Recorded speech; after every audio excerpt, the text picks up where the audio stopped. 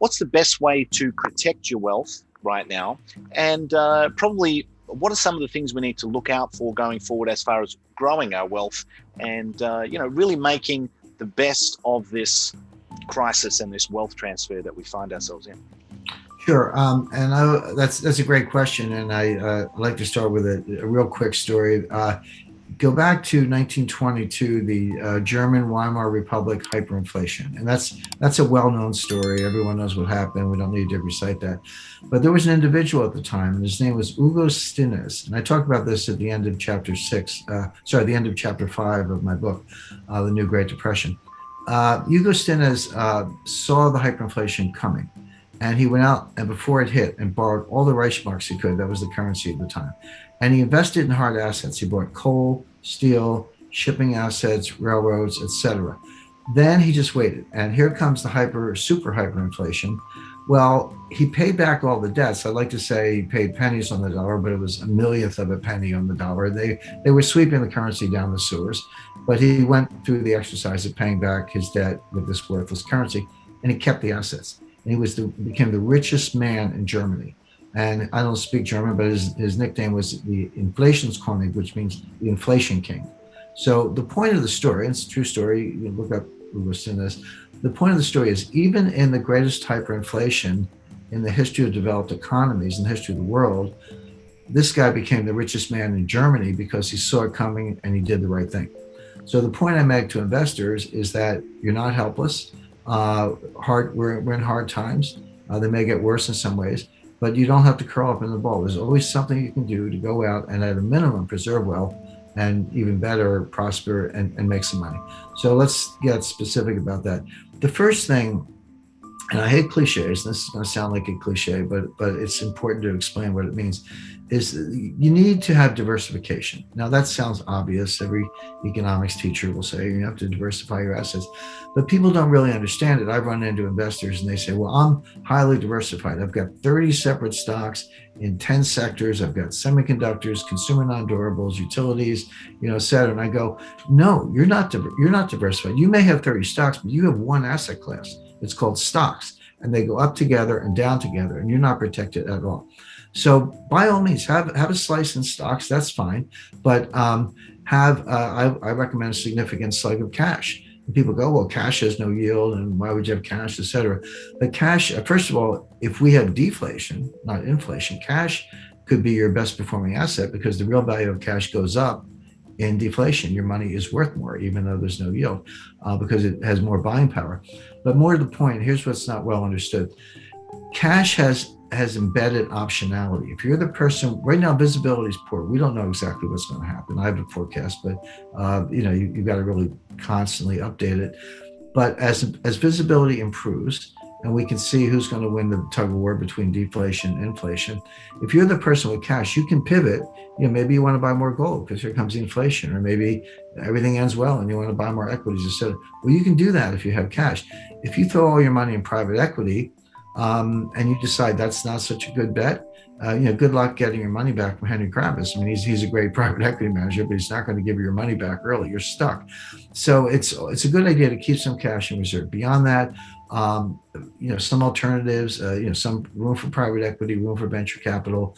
I highly recommend residential real estate in what I call go-to locations. Let me just explain that briefly. Right now, we're seeing it in the United States, but I don't doubt you're seeing it in Victoria and Melbourne and elsewhere.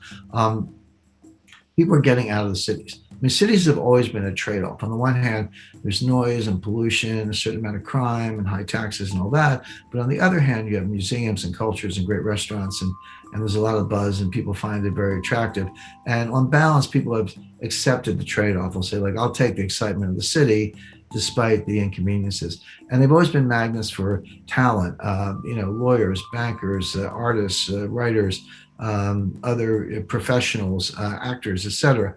But now what's happened is we've got all the disadvantages, at least in the United States, the dearth and noise of pollution. Worse, murder rate in New York has doubled, suicide rates have tripled, drug abuse is up, et cetera. So we have the disadvantages are worse, but the benefits are gone. The museums are closed, Broadway's closed, et cetera. So people are just getting out of the cities. And so residential real estate in places like Los Angeles, New York, San Francisco, Seattle, elsewhere, and I dare say Melbourne, are actually collapsing. But you say, where are they going?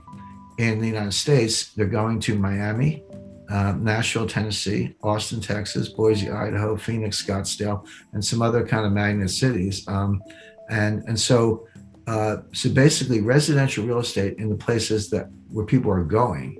Miami is red hot right now. Phoenix, red hot. Austin, same thing. So there are good opportunities there. Commercial real estate, forget it. It's nowhere near the bottom. Probably wouldn't even look at it for maybe another year. And then finally, gold. I recommend 10% gold. People, I talk about gold all the time, and people always want to put words in your mouth, and they go, well, Jim Rickards says, sell everything and buy gold. I've never said that. I don't believe that. It's not the end of the world. We'll get through it. We'll muddle through. But 10% gold, yeah, that's a good piece to have. It's your inflation protection, obviously.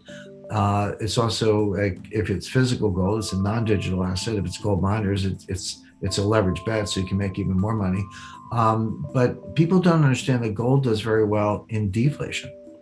In 1929 to 1933, the longest period of sustained deflation in U.S. history, gold went up 75%, from $20 an ounce to $35 an ounce.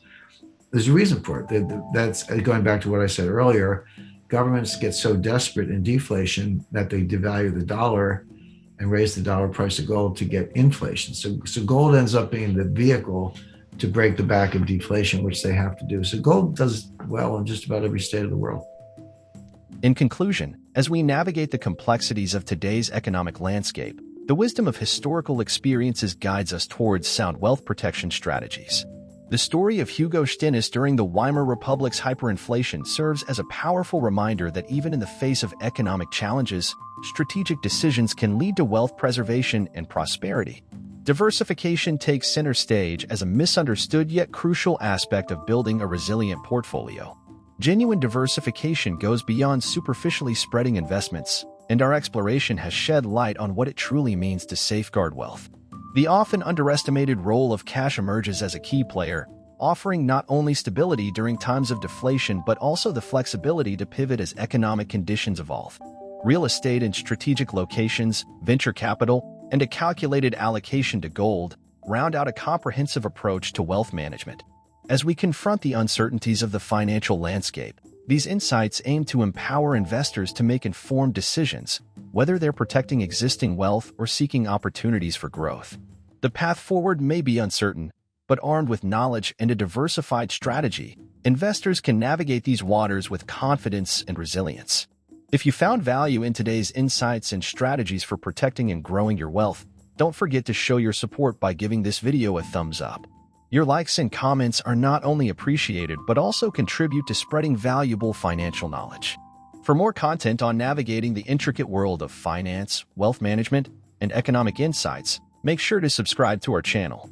By subscribing, you'll stay updated on the latest analyses and strategies to help you make informed decisions in these dynamic times. Thank you for tuning in, and we look forward to having you as part of our growing community. Until next time, stay informed, stay empowered, and stay ahead in your financial journey. Subscribe now for more invaluable content, and I'll see you in the next video.